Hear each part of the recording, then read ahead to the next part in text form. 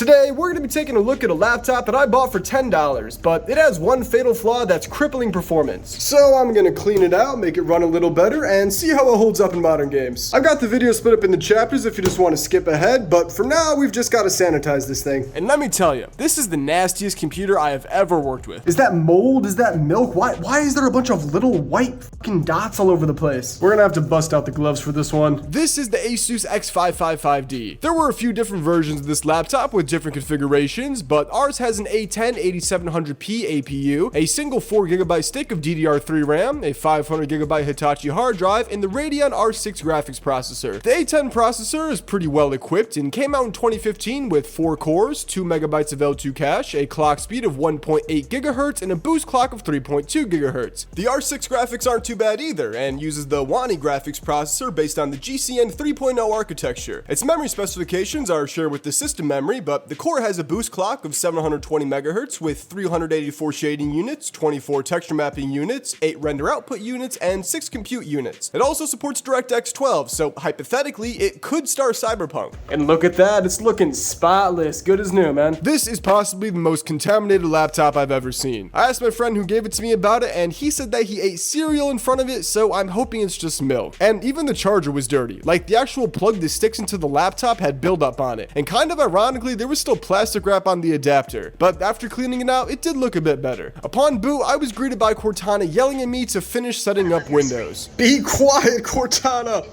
At the same time, turn on narrator. Shut up!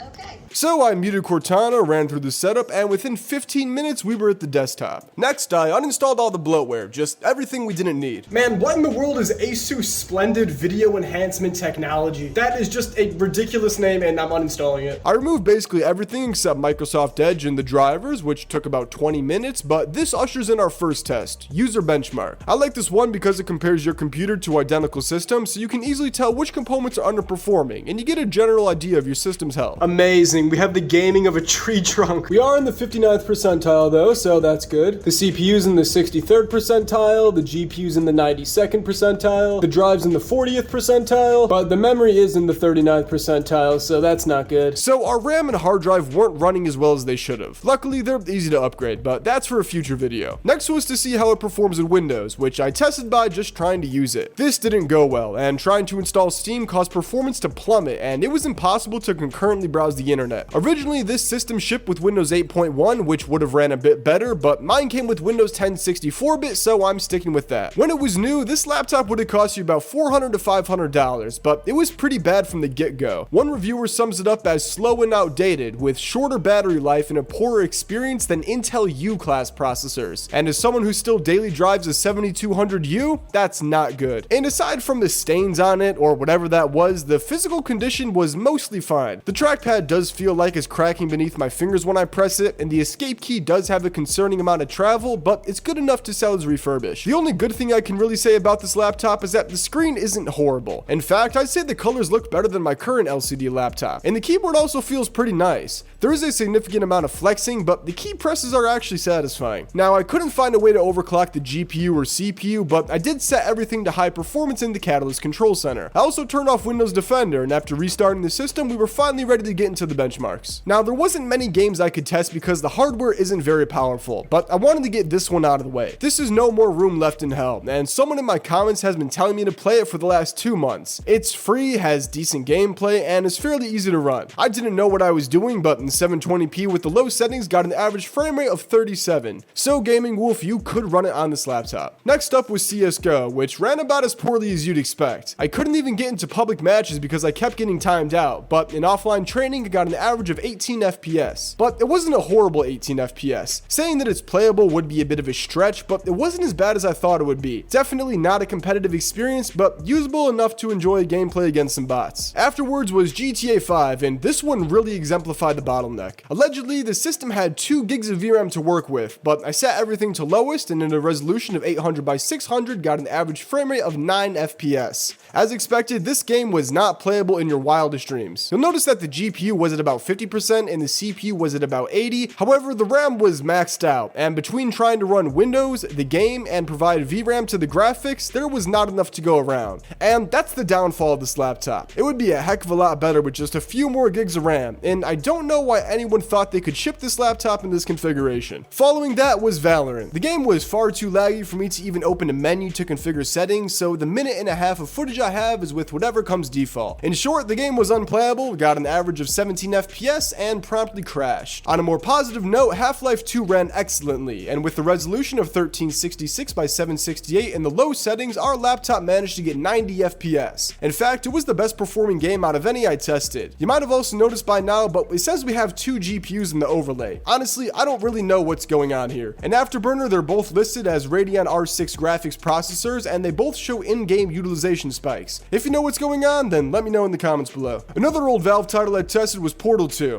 and as expected, it ran pretty well. With the lowest settings in 1366 by 768, it got an average frame rate of 59 FPS. Just shy of that 60 FPS mark, but still more than enough to enjoy this title with. Quake 2 was next, and was a bit of an odd one, and performed way worse than it should have. In a resolution of 1024 by 768 with the default settings, it only got 23 FPS. And I couldn't run it in full screen or change the resolution without it crashing, but I'm gonna chalk that and the lack of performance up to incompatibilities with the game due to its age. We also ran into a similar issue with Blood and Bacon, and I couldn't set the resolution higher than 480p without the game crashing. I ended up running the game with the lowest settings in said resolution and got an average frame rate of 60 FPS. So this laptop can help you fulfill all your pig-slaying desires. Insurgency was the next game to be tested and actually ran very well. This game rarely disappoints me, especially in low-end systems, and with the resolution of 720p and the low settings got an average frame rate of 35 FPS. It was prone to bits of stuttering here and there, but was overall pretty good. The second to last game I tested was Left 4 Dead 2. In 720p with the lowest settings got an average frame rate of 37 FPS. Initially there was a considerable amount of stuttering, but after a few minutes it lessened to a more reasonable amount, but it was still good enough to play through with. Finally we have Borderlands 2. In the lowest supported resolution of 640 by 480 and the lowest settings, it got a respectable frame rate of 34 FPS, and it ran fairly well. The usual stuttering and momentary freezing wasn't really noticeable in this title, so if you don't mind running it in this god-awful resolution, you could definitely play through the whole game. And that's it for the testing, but there's a few more things I want to mention. First of all, I don't think I've really emphasized just how poorly it ran Windows.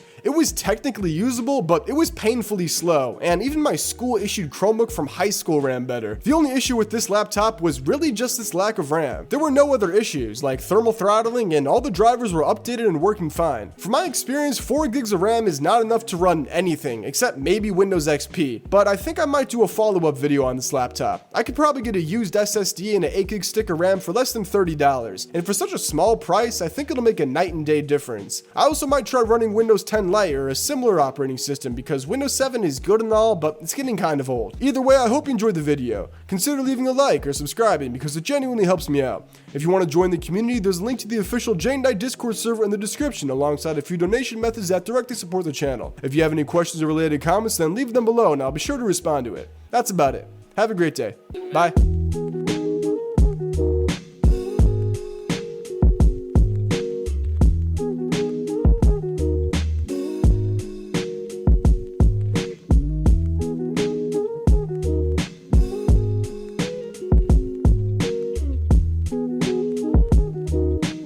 Don't let me hold you up.